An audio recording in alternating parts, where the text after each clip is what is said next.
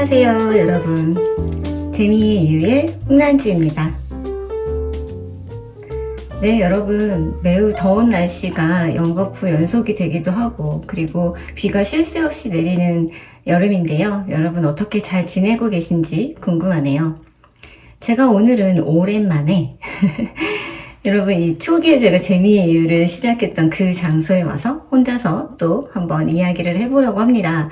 오늘 여러분들과 함께 해볼 얘기는요, 제가 방학 동안 비평가로서 의뢰를 받아서 글을 쓰게 된 내용이 있는데요. 그 내용을 그냥 바로 소개를 시켜드리기보다는 제가 하는 일, 그러니까 어떤 작품에 대한 다른 어떤 관점 혹은 많은 사람들이 이런 관점에 동의하지 않을까라고 생각되는 그런 지점을 발견해내서 글로 정리해서 발표를 하게 되는 일까지를 좀 정리를 해보면서 이번에 어떤 글을 썼는지까지 얘기를 해보려고 해요.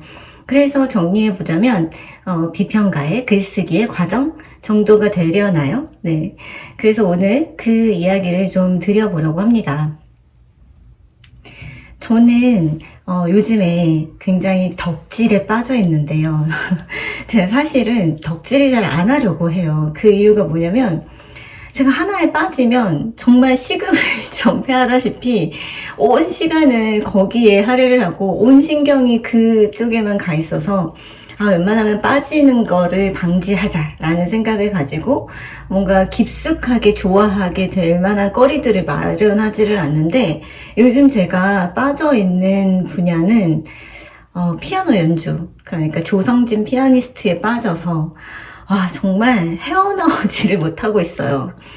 근데 이렇게 오랜만에 제가 조성진 피아니스트의 덕질을 시작하게 되면서 느끼는 감정이 뭐냐면요, 매우 충만하고 기쁘다라는 감정보다는 외롭다라는 감정이 굉장히 크게 다가오더라고요.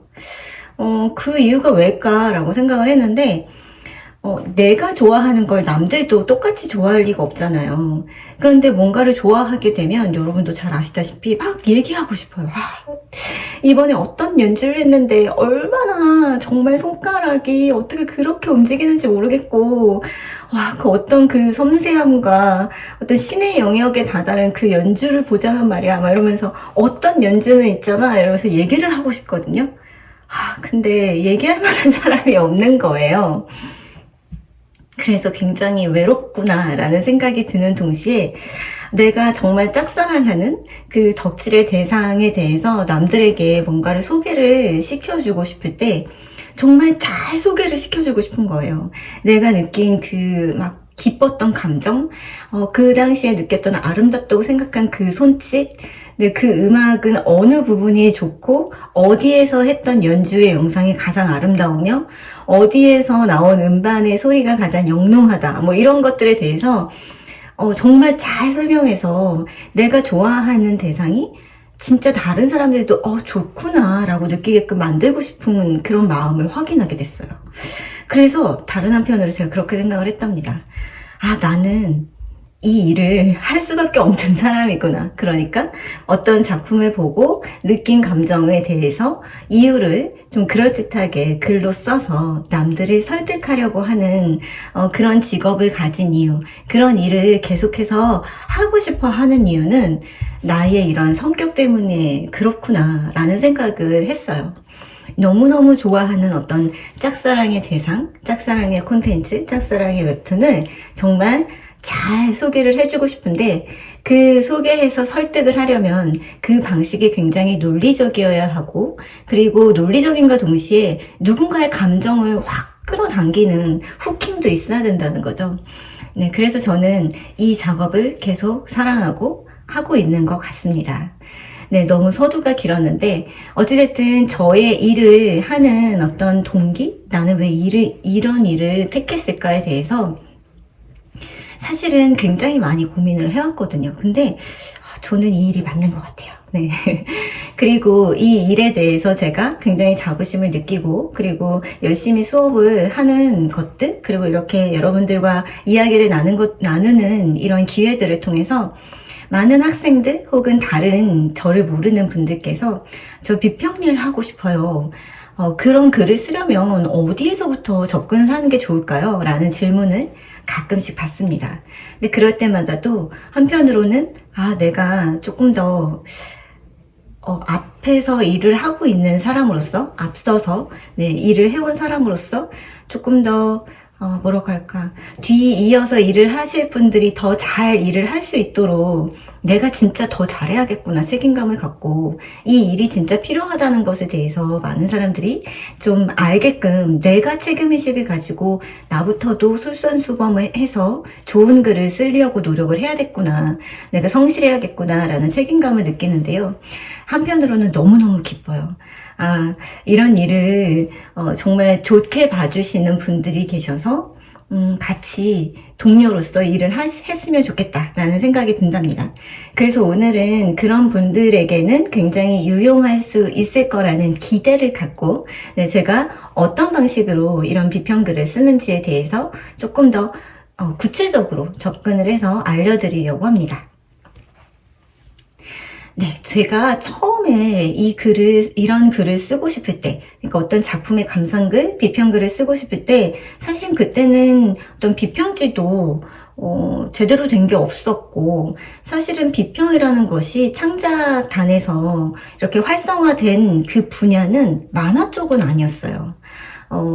뭐 영화나 혹은 뭐 드라마 비평이나 방송 비평이나 혹은 문학 비평, 특히 문학 비평이 굉장히 흥에 있는 분야였으나 저는 그쪽 전공이 아니었기 때문에 저에게는 진입장벽이 매우 높았고 어떤 식으로 접근해야 될지를 전혀 알지 못하는 상태에서 맨 땅에 헤딩하듯이 이렇게 여기까지 온 것 같은데요.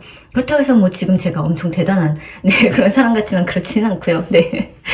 아무튼 그 당시에는 과연 내가 이 글을 쓰는 가치가 있을까, 그러니까 누가 봐줄까, 혹은 써달라는 사람이 있나 라는 생각으로 되게 힘들었는데, 지금도 역시나 비슷한 고민을 하기는 하나 예전에 제가 한 10년 전, 15년 전에 고민하던 때와는 조금 많이 양상이 달라졌다, 그렇게 말씀을 드리고 싶어요.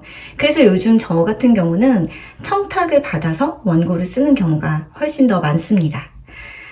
원고를 청탁을 받는 경우는 어떤 사람들에게 원고를 청탁을 하게 될까요?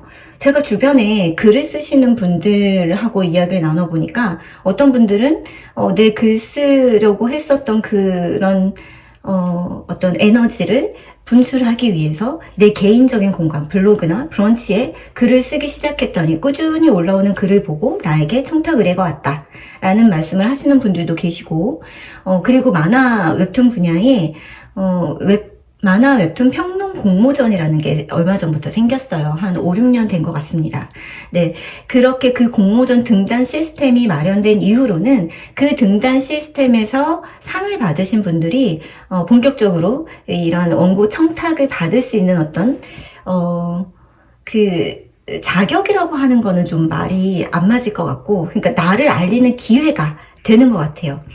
블로그를 통해서 개인적으로 쭉 이렇게 나의 글은 이런 겁니다, 나는 이런 글을 씁니다 라는 것을 꾸준히 알리신 분들, 혹은 공모전을 통해서 저는 이런 글을 이렇게 쓸 줄 아는 사람입니다 라는 것으로 나를 알린 사람들, 이런 사람들에게 청탁의 기회가 가는 것 같더라고요. 여러분들 유념해 두시기 바랍니다. 그래서 원고 청탁을 주로 받아서 일을 하는데요. 원고 청탁이 올 때는 그 원고를 주는 사람들, 청탁을 의뢰한 그쪽에서 이미 기획 의도가 명확하게 세워진 상태로 저에게 오는 경우가 뭐 99%라고 보시면 돼요. 그래서 어떤 주제의 글을 써주셨으면 좋겠습니다 라고 의뢰가 오죠. 간혹 여기 이 주제가 정해져서 의뢰가 올 경우에 두 가지로 또 나뉘게 되는데, 주제는 정해졌는데 작품은 정해지지 않은 경우, 그러니까 작품은 알아서 적어주세요. 그리고 이 주제에만 맞다면 제목은 마음대로 하셔도 됩니다 라는 경우가 있고, 또 다른 두 번째의 경우는 주제도 정해져 있고 작품명도 정해져 있고, 어떻게 보면 제목도 제가 유동성 있게, 글 쓰니까 유동성 있게 바꿀 수 없는 부분이 생기는 그런 청탁 의뢰도 있습니다. 네, 그래서 이 두 분야를 가르나서 여러분들이 만약에 청탁 의뢰가 온다면 혹은 이렇게 글을 쓰게 된다면 각자마다 편한 그런 의뢰 방식이 따로 있을 것 같아요. 저도 어느 때는 아예 작품까지 정해져 오는 경우가 편하게 느껴지기도 하고 또 어떤 경우에는 그냥 주제만 정해지고 저의 어떤 자율성이 훨씬 더 많이 보장이 되는 그런 글쓰기가 편하게 느껴질 때가 있어요. 네, 이거는 저도 때마다 다르기 때문에 어떤 방식이 더 좋다라고는 말씀드리기는 어려울 것 같습니다. 이렇게 원고 청탁이 오고 그리고 주제가 어느 정도 정해진 상태에서 그 주제에 맞춘 글쓰기를 해야 되죠. 그럼 그 다음에 저 글 쓰려고 하는 사람들은 어떤 작업에 돌입을 하냐면 여기에서 빠진 거는 이 주제에 대해서 내가 글을 쓰고 싶다 아니다 라는 판단이 있었을 때 나 이 글 한번 쓰고 싶어, 접근해보지 않은 주제인데 공부가 될 것 같아, 혹은 이 분야에 대해서, 이 주제에 대해서 나는 굉장히 많이 고민을 해봤어. 그렇기 때문에 나는 글을 써보고 싶어. 어쨌든 이런 생각으로 청탁에 의뢰를 받았을 때, 저 하고 싶습니다. 라는 단계가 이렇게 숨어 있고요. 그리고 나서 그 다음에, 글 쓰려고 하는 저 같은 사람들, 작성자는 그 다음에 어떤 식의 고민에 휩싸이냐면, 과연 어떤 사례들이 이 주제에 적합한, 사례들이 될까? 또 그 앞서서는 그럼 저 주제에 대한 나의 입장은 어떻지? 나는 저 주제에 대해서 어떤 생각을 가지고 있지? 이게 어떤 좋다 나쁘다의 가치 판단보다는 어떠한 그런 현상으로 이런 주제가 지금 나에게 청탁 의뢰가 온 것 같은데 라는 어떤 기획 의도를 간파함과 동시에 그럼 나는 이런 식의 주제들이 지금 왜 저변에서 많이 논란이 되는지 혹은 아니면 왜 이렇게 이슈화가 되고 있는지, 왜 중요하다고 생각을 해서 이 글이 이런 주제가 나오게 되었는지를 생각을 해보겠죠. 네, 그런 여러 가지 사례들을 다 적용시키면서 나의 의견이 정리되는 가운데 의견이 계속 정리가 되지 않으면 저는 참고 문헌을 동시에 찾아보는 것 같아요. 그 주제에 맞는 참고 문헌과 사례와 그리고 그 기획 의도를 간파하는 것들이, 그러니까 뭐가 먼저다라고 할 수 없이 그냥 동시다발적으로 RISS에 들어가서 논문을 찾아본다던가, 알라딘에서 막연하게 키워드로 검색해서 나오는 책의 어떤 목차를 찾아본다던가, 아니면 서문을 읽어본다던가, 그리고 그에 따른 어떤 사례들이 뭐가 있을지 웹툰을 마구잡이로 찾아본다던가, 아니면 주변인들에게 그런 주제에 맞는 웹툰 괜찮은 거 있는지 추천 좀 해달라라고 말을 해본다던가, 그러니까 굉장히 동시다발적으로 이런 일들을 확 해버리는 것 같아요. 왜냐면 그 모든 것들이 이 주제에 대한 비평가인 나의 의견이 어떠한가를 정리하는데 그게 굉장히 중요하다는 거죠. 자, 그럼 여기까지 세 단계를 말씀을 드렸어요. 첫 번째는 원고 청탁을 받는 것, 그리고 그 청탁을 받기까지 어떤 과정을 설명을 해드렸고, 두 번째는 청탁의 종류, 어떤 방식으로 청탁이 오느냐 설명을 드렸고, 그리고 세 번째는 청탁을 받고 나서 허락을 했을 때, 내가 글을 쓰겠다고 다짐을 했을 때 그때 나는 어떠한 일들을 착수하느냐까지 말씀을 드렸는데요. 제가 7월 중으로 썼던 글이 지금 만화라고 하는 만화 웹툰 비평지가 있습니다. 네, 지금 만화라고 하는 만화 웹툰 비평지가 있는데, 어떤 그 문체부에서부터 시작을 해서 만화 웹툰에 대한 비평이 굉장히 필요한 일인데, 비평지가 꾸준히 나오기에는 너무 어렵지 않느냐. 그럼 우리가 지원 사업을 해야겠다라고 해서 꾸준히 나오고 있는 비평지고요. 아마도 여러분들이 네이버나 구글에서 지금 만화를 치시면 구입을 하실 수 있는 걸로 알고 있거든요. 네.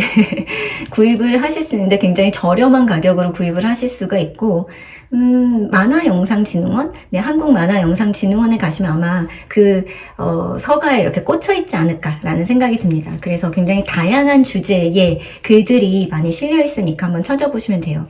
이 지금 만화라고 하는 만화 비평지에 원고 청탁을 받게 되었습니다. 그거는 7월 초였던 것 같아요. 원래 7월 말이 마감이면 한 6월 말쯤에 연락이 오거든요. 근데 이번에는 좀 급하게 연락을 드리고 계신 것 같더라고요. 계속해서 연락을 주고 계신 것 같아서 7월 초에 연락이 와서 제가 승낙을 했고, 그 주제는 바로 외모, 혐오, 왕따, 뭐 이러한 현상들이 웹툰에서 어떻게 드러나고 있는가에 대한 주제에 대해서 글을 써주세요. 그리고 원고지 몇 매 분량으로 써주세요. 라고 하는 그리고 기한은 7월 30날까지입니다. 라는 기한이 있는 그런 원고 청탁 의뢰였습니다.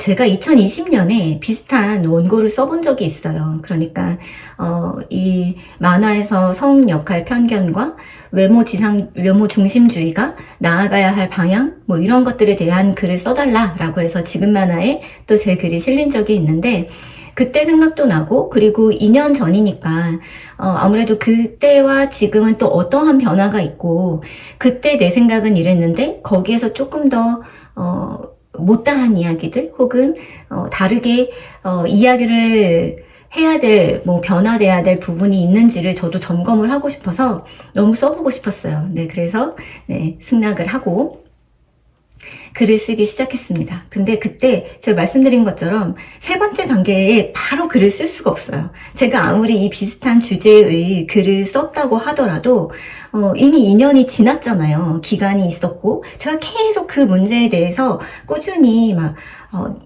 나를 곤두세우면서 막 이렇게 정리하고 있었으면 모르겠지만 그 당시에 또 바짝 관심을 가졌다가 또 다른 주제에 대해서 관심을 가졌다가 또 이번에 다시 그 분야에 대한 관심을 갖는 거라서 저도 다시 한번 공부가 필요하겠더라고요.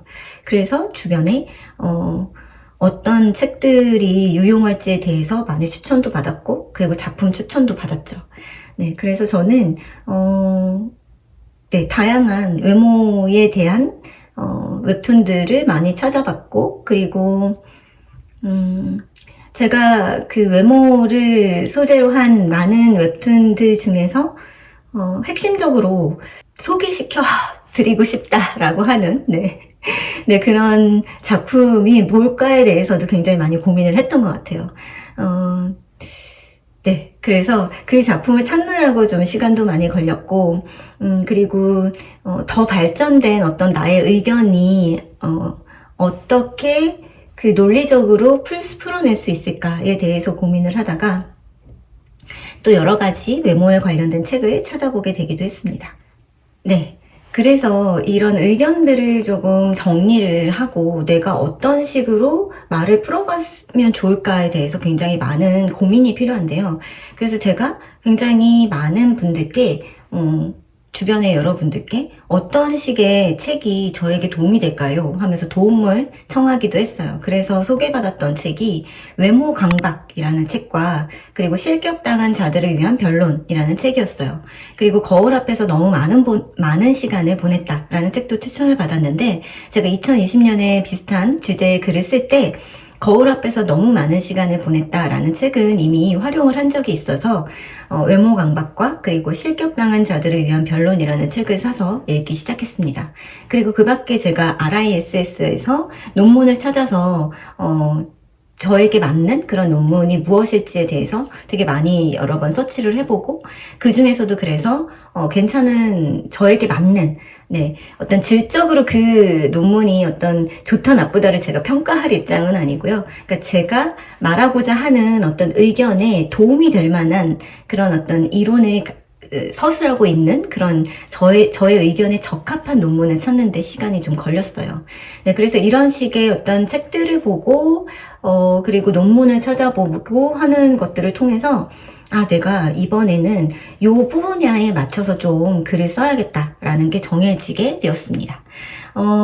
거울 앞에서 너무 많은 시간을 보냈다라는 책에서 제가 얻은 해안은 우리 사회가 너무 외모에 대한 언급을 칭찬이든 혹은 조롱이든 혹은 무엇이든 간에 외모에 대한 말을 언급을 너무나 많이 하는 것이 우리 스스로에게 우리 스스로는 어떤 것을 할 수 있는 사람인지에 대해서 나의 정체성을 하나씩 하나씩 쌓아가는 그런 일들에 집중하기보다는 내가 타고난 어떤 외형에 너무 신경을 쓰고 이 외형 때문에 뭔가가 안 되고 혹은 이 외형을 어떻게 바꾸느냐에 대해 너무 많은 신경을 쓰게 되어서 이거는 자아 정체성에 굉장한 도움이 되지 않는 일이다라는 식의 해안을 얻게 되었는데요.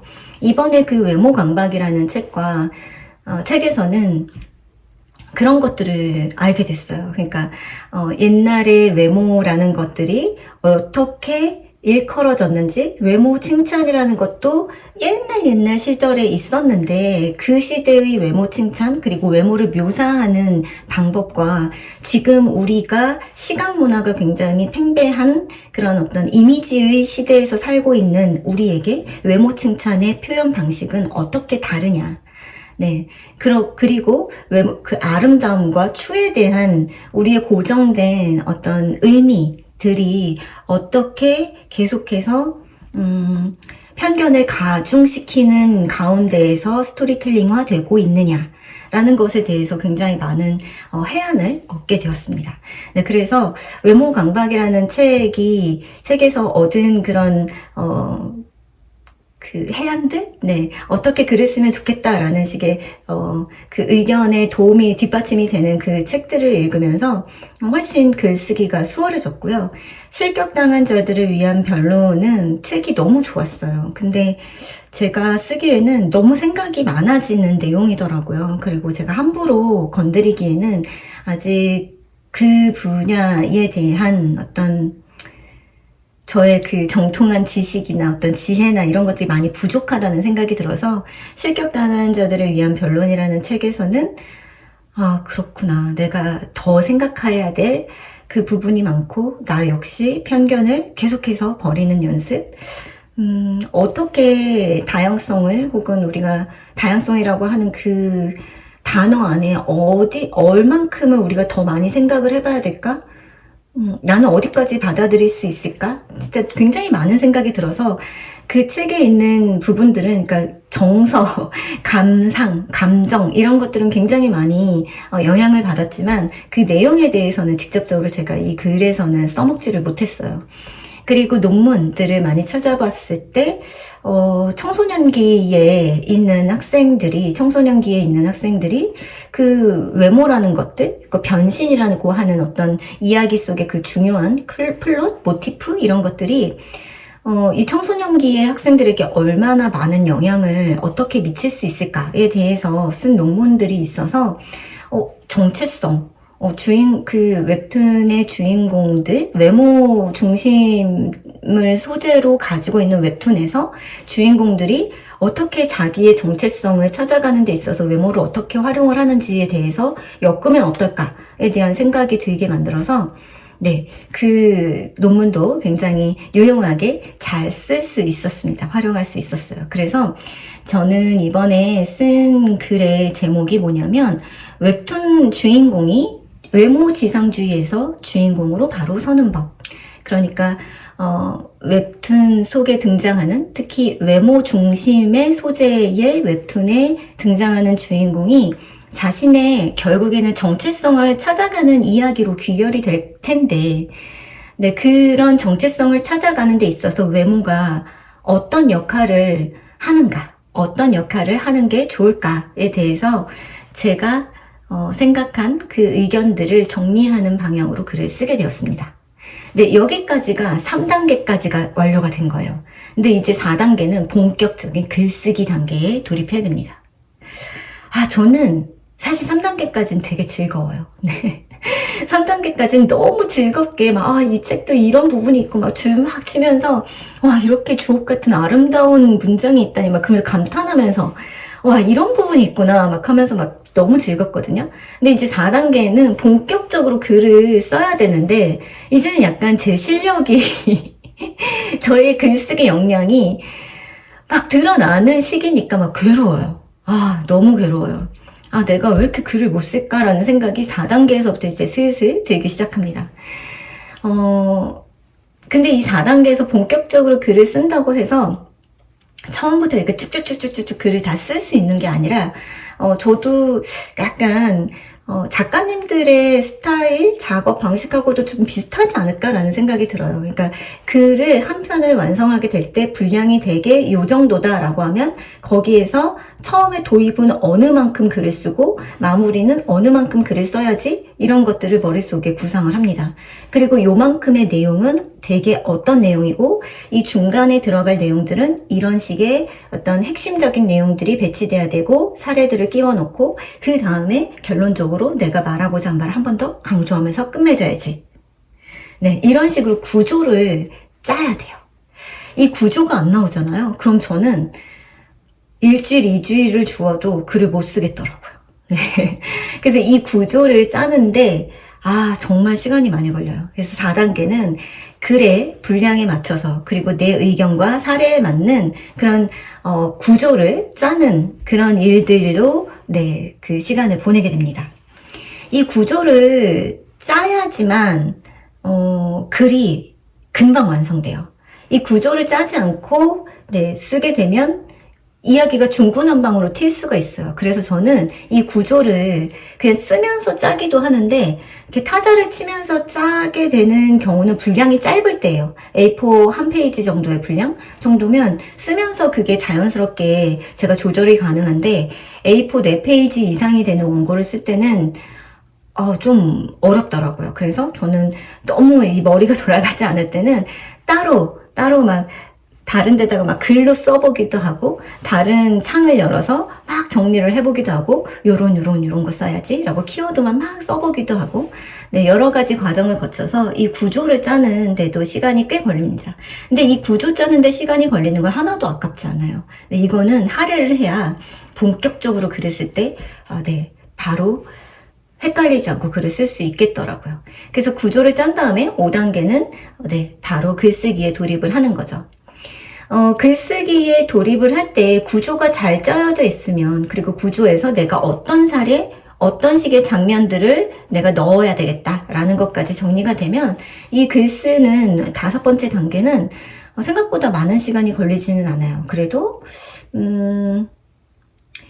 진짜 순수하게 시간을 얼만큼 할애하느냐라고 작업 시간만 딱 따지자면 그래도 반나절은 할애해야 되지 않을까라는 생각이 들긴 하거든요. 그래도 한 4-5시간은 무조건 앉아 있어야 되고, 네, 글을 다 완성을 시키려면요. 근데 구조가 짜있는 가운데서 글쓰기, 네, 그렇게 해서 글을 씁니다. 그리고 6번째는 최종적으로 한번 검수를 해야 돼요. 이 6번째 단계도 다른 단계 못지않게 굉장히 중요하다고 생각이 드는데, 어디에서 띄어쓰기를 할까? 저는 사실 5번째 단계 글쓰기에서 여기에서는 무조건 띄어쓰기, 그러니까 엔터를 친다, 문단 나누기를 한다.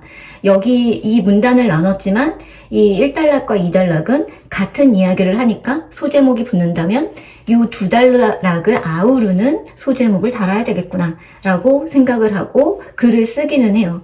그런데 마지막에 다시 살펴보면 제가 제3자의 시각으로 글을 이렇게 읽어봤을 때 글이 너무 긴가? 한 단락이 너무 긴가? 라는 생각이 들기도 하고, 요 6번째 단계 때는, 한 번, 6단계를 한 번만 하지는 않거든요. 굉장히 여러 번 시간 차이를 두고 한 3-4번은 해야 돼요. 왜냐면 오타가 계속 발견돼요. 네, 오타도 발견되고, 아니, 이 문장 누가 썼어? 왜 이렇게 이상해? 무슨 말을 하는 거야? 막 이런 식의 문장들이, 속속들이 등장하는 거예요. 그래서 6단계도, 정말 4단계 이후부터는 약간 체력 싸움이자 자기 혐오를 이겨내는 그런 시간인 것 같습니다. 네, 그래서, 네, 글을 마무리하게 되죠. 이 6번째 단계까지 완성이 되고 나서, 네, 마감 기한을 지켰을 때 그 카타르시스. 마감 기한을 늦지 않았어. 나는 30일날 밤에 보내지만, 어쨌든 30일을 넘지 않았어. 그때 그 만족감, 성취감, 이로 말할 수 없습니다. 근데요, 여러분, 7월 30일이요, 토요일이었어요. 그래서 머릿속에서는 끊임없이 일요일날까지 해도 되지 않을까? 네. 31일 일요일날까지 해도 되지 않을까? 설마 회사원들이 주말에 일하려고 이거 달라고 하셨던 편집자님도 월요일날 출근하실 때 그때 열어보지 않을까? 막 하면서 정말 그 악마의 목소리가 막 옆에서 울려 퍼집니다. 하지만 저를 위해서, 그러니까 나를 위해서는 저도 마감을 지키는 게 좋죠. 왜냐면 일요일날 쉬어야 되고, 그리고 어쨌든 마감을 잘 지켰다라는 그런 성취감? 이런 것들을 맛보고 싶다면 마감은 꼭 지키는 게 좋기 때문에 웬만하면 지키려고 했고 이번에 지켰습니다. 네. 네. 그런데 긴 이야기는요. 저도 일요일날 잘 쉬고 월요일날 다시 다른 일을 하려고 노트북을 폈는데 내가 그때 토요일에 보낸 원고가 괜찮았나? 라는 궁금증이 또 생기더라고요. 그래서 다시 차근차근 시간 차이가 있잖아요. 네. 하루라는 시간 차이를 두고 이렇게 다시 한번 읽어보니까 글쎄 36시간 만에 이상한 문장들이 발견이 되고 그리고 또 나 이 의견까지 넣었어야 되는데 왜 그 문장을 빠뜨렸지? 하는 부분이 생긴 거예요. 그래서 막 그 1시간 정도를 막 할애를 해서 다시 막 고쳤습니다. 오타 수정, 문장 필요한 거 더 넣고. 네, 그렇게 해서 다시 구구절절 장문의 메일 내용을 써서 정말 죄송합니다. 네, 마감을 미리 지켰는데 수정할 부분이 생겨서 다시 한번 보냅니다. 지금 보내드리는 이 원고로 네, 실어주셨으면 감사하겠습니다. 라고 구구절절 네, 써서 첨부까지 해서 다시 보냈습니다. 근데 이것도 확인하시지 못할까봐 제가 이런 의심증이 심해서 확인하려고 하는 그런 버릇이 있어서 다시 한번 편집자님께 문자도 보내드렸죠. 제가 네, 미리 메일을 드렸지만 마감일자에 맞는 메일을 드렸지만 다시 보니까 수정할 부분이 생겨서 내가 다시 메일을 드렸으니 최근 메일에 있는 첨부 파일로 네, 실어달라라고 다시 한번 말씀을 드렸죠. 네, 이렇게 해서 제가 마감을 끝낸 이야기. 네.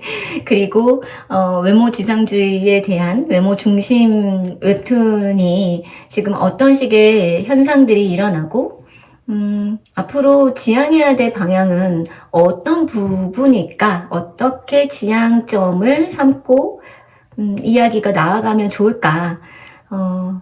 네, 그런 부분에 대해서 제가 글을 썼어요. 그래서 글 쓴 내용들을 간략하게 말씀을 드려보면 웹툰 속의 어떤 캐릭터가 주로 외모 변신을 하면서 그러니까 외모 중심주의를 다루는 웹툰들에서는 주로 외모에 자신감이 없는 그런 주인공이 등장하기도 하고 이 주인공이 그 외모로 인해서 따돌림을 받거나 혹은 혐오의 대상 굉장히 많은 그 질타의 대상이 되는 그런 경우가 종종 보이죠.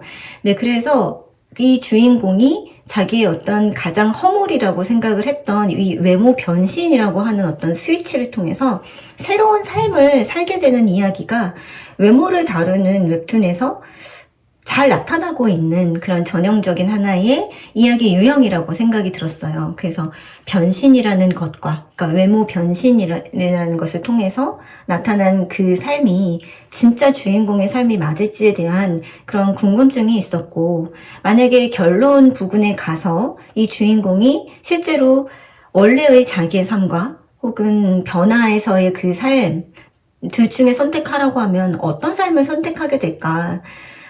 근데 이것들을 완전히 이 두 가지가 다 나의 모습이야 라고 통합하지 못하고 혹은 원래 나는 이런데 이런 삶을 살아봤어 라는 식으로 생각을 하면서 어찌됐든 그럼 진짜 나는 누구일까? 나는 어떤 사람일까에 대한 정체성을 탐구해보는 방향으로 흘러가야 되지 않을까? 근데 그러려면 어떤 지점들이 지금 보여줘야 할까? 네, 어떤 부분들을 조금 더 강조하는 것, 그리고 또 어떤 부분은 좀 언급하지 않는 것들, 이런 것들이 필요할까에 대해서 좀 많이 생각을 해봤습니다. 그러면서, 시각 문화의 특성과 그리고 사이다 서사의 특성을 좀 결합시키려고 노력을 했어요.